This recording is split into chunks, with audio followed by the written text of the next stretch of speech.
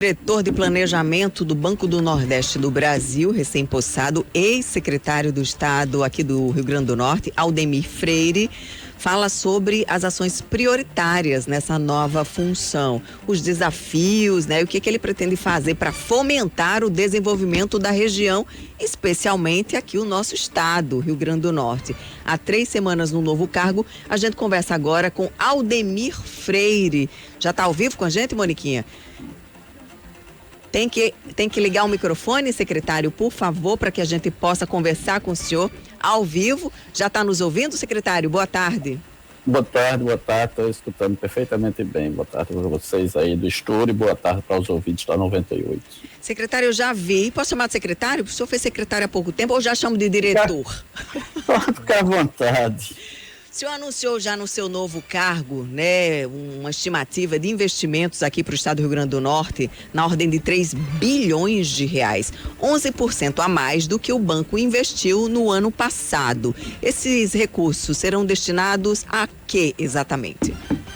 Olha, o Banco do Nordeste tem uma ampla faixa de atendimento à população de investimentos, né? O banco investe ou financia desde empreendimentos bilionários, literalmente bilionários. Aí no Rio Grande do Norte os maiores investimentos geralmente são na área de eólica, para as usinas eólicas. Então investe desde esses grandes empreendimentos até o microcrédito urbano ou microcrédito rural com um ticket médio de R$3 mil. E investe em amplos setores, né? Comércio, serviço, indústria, turismo, agricultura, crédito pessoal, né? Microcrédito produtivo, infraestrutura. Então, o banco tem uma ampla gama, né, de serviços financeiros e de linhas de crédito para atender a população do Nordeste, da área de atuação do banco e ao Rio Grande do Norte. Alguma mudança na atuação do Banco do Nordeste no atual governo, no governo Lula, que diferencia do que vinha já sendo feito pelos governos anteriores? Olha, eu acho que um primeiro aspecto é que as gestões anteriores, eles discutiam muito a incorporação do banco por outra instituição financeira ou a venda do banco, a privatização do banco. Esse é um aspecto que está decidido, ou seja, o governo do presidente Lula e a gestão do presidente Paulo Câmara, aqui à frente do banco, é no sentido de fortalecer, né, o Banco do Nordeste como um importante instrumento de desenvolvimento da região. Uma outra linha que a gente vai caminhar é que a gente precisa reaproximar o Banco do Nordeste da região, a reaproximar o banco dos governos estaduais, dos governos municipais, reaproximar o banco das entidades de classe. O banco esteve muito distante nos últimos anos dos estados da região, até nós tivemos penetração de outras instituições financeiras aqui devido a uma certa ausência do banco, e diversificar cada vez mais a sua carteira de investimento, sobretudo na área de infraestrutura. É uma carteira que está atualmente muito concentrada em energia eólica, mas é nossa intenção diversificar os investimentos em infraestrutura e passar, inclusive, a financiar também a estados e municípios investimentos na área de logística e saneamento básico. Secretário, e para que isso aconteça, essa popularização, vamos dizer assim, do crédito, o banco muda alguma situação em relação às exigências que tornam, às vezes, inviável uma empresa adquirir um crédito no Banco do Nordeste? Olha, em primeiro lugar, algumas exigências não são exigências definidas pelo próprio banco, né? Elas são exigências que a política nacional de crédito exige, né? Então, mas é nossa intenção aqui no banco, né, de facilitar o máximo possível o acesso das empresas e das pessoas ao crédito. Obviamente que é preciso ainda o banco é uma instituição financeira, então ele obviamente que não esse facilitar não vai até ao ponto de facilitar, ao ponto de levar a prejuízo à instituição. A instituição precisa ser uma instituição rentável até pela sua própria sobrevivência, para ela continuar presente e desempenhando o seu papel de desenvolvimento. Mas o banco é um grande banco, é o maior banco de desenvolvimento regional da América Latina, e ele quer sim estar cada vez mais próximo e facilitar cada vez mais o acesso às nossas linhas de crédito. Secretário, falando sobre linhas de crédito para financiamento estudantil, por exemplo, não sei se o senhor tem conhecimento que está chegando agora, às vezes o financiamento estudantil cobrado, a exigência cobrada no Banco do Nordeste é, por exemplo, um contra-cheque de R$40 mil. Quem tem contra-cheque de R$40 mil não precisa de banco para pagar financiamento estudantil. Isso pode ser revisto, porque na medida em que é um banco público que pretende realmente financiar o estudo privado através desses recursos, naturalmente que poderia facilitar mais, né? Nós somos o único banco aqui, acho que é o único banco da região que usa, por exemplo, o Fundo Constitucional para financiamento de estudantil, né? O FIES, né? Nós utilizamos recursos do Fundo Constitucional do Nordeste para implantação no FIES. A gente está fazendo uma discussão, porque a utilização de recursos do Fundo Constitucional do Nordeste, o banco aplica esses recursos, mas não é ele que define as regras. As definições das regras, ela é feita no âmbito do CONDEL, que é um conselho ligado à SUDENE, aos governadores do Nordeste e ao Ministério do Desenvolvimento Regional.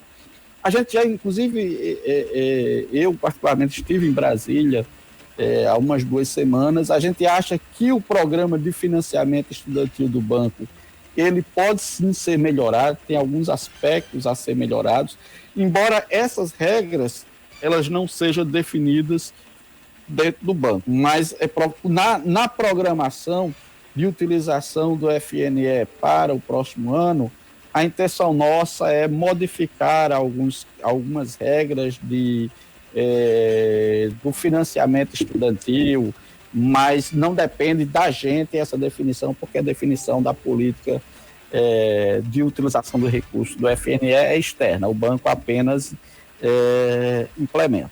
Mas a gente entende que é preciso fazer alguns aperfeiçoamentos nessa política. Secretário, boa tarde. Há 3 décadas o Rio Grande do Norte não tinha, num cargo de direção do Banco do Nordeste, um potiguar. O que isso representa estrategicamente para o nosso estado, ter o senhor nessa pasta, e se a gente pode esperar desse posto um investimento em termos de investimento para o nosso estado?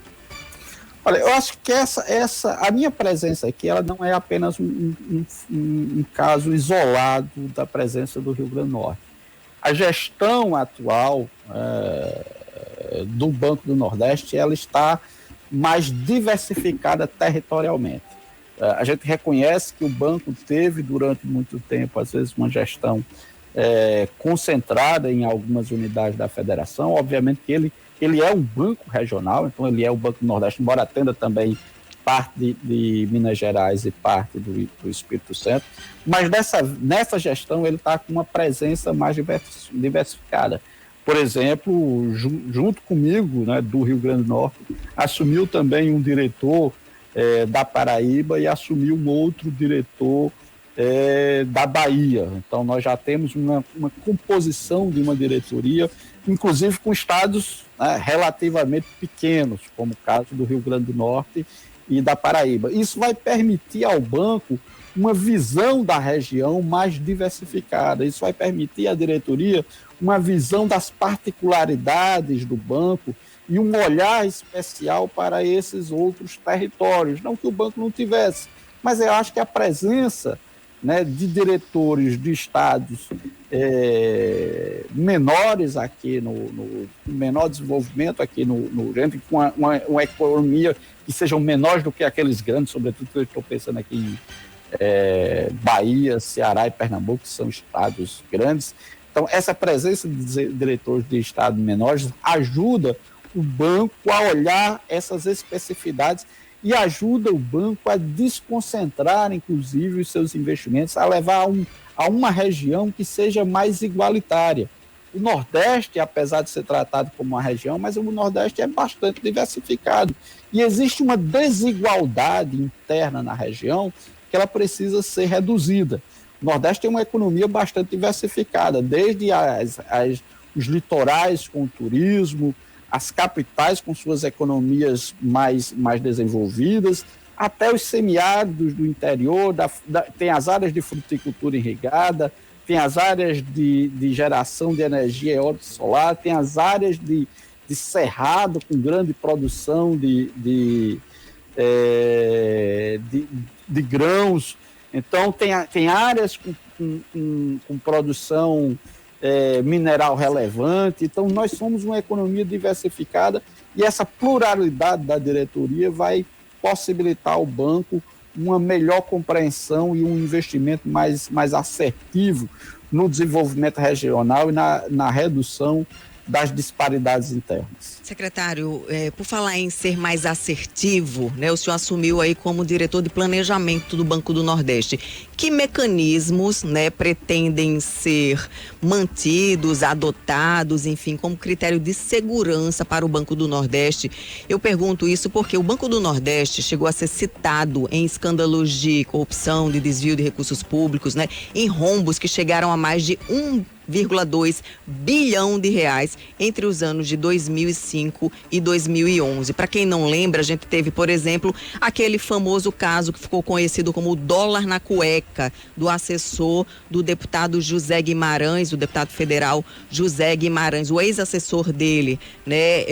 E aí chegou, inclusive, a envolver o deputado diretamente. A gente teve ali escândalo dos banheiros em 2011, uma verba que era do BNB para a construção de banheiros populares em cidades do Ceará. A gente teve em 2014, por exemplo, um desvio bilionário de 1,2 bilhão com o dirigente, o ex-presidente do Banco do Nordeste, o Roberto Smith, e mais 10 dirigentes, segundo a Procuradoria-Geral da República. Teve o escândalo de um hotel aqui em João Pessoa, né? Foram mais de 2,5 milhões para a construção de um hotel e esse hotel apresentou notas falsas de uma obra que não existiu. Então, vários escândalos envolvendo desvios de recursos do Banco do Nordeste. Que critérios agora, que mecanismos de segurança, né, o Banco do Nordeste está adotando para evitar que esses desvios, esses rombos que ocorreram em anos anteriores voltem a ocorrer?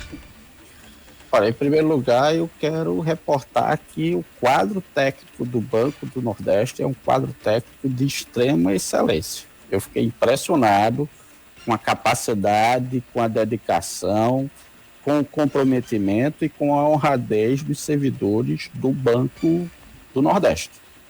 Então, isso aqui é um local de excelência, não só do ponto de vista de que você encontra servidores dedicados, honestos, que vestem a camisa do banco, mas também como um banco que presta um relevante serviço à sociedade brasileira e ao Nordeste brasileiro. Outro ponto importante na questão da amenização de riscos, né, na mitigação de riscos.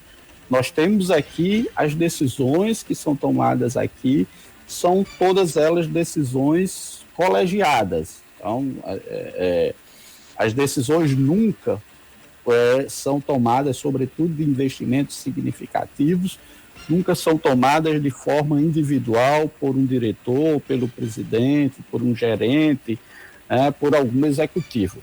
As discussões são sempre tomadas de forma colegiada, com discussões colegiadas, passando por amplos comitês, por vários comitês, por vários GTs e por várias esferas decisórias que mitigam o risco. E volto a dizer, o banco é um local de excelência, não só na prestação de serviço, mas como servidores honrados e comprometidos e probos na utilização de recursos públicos.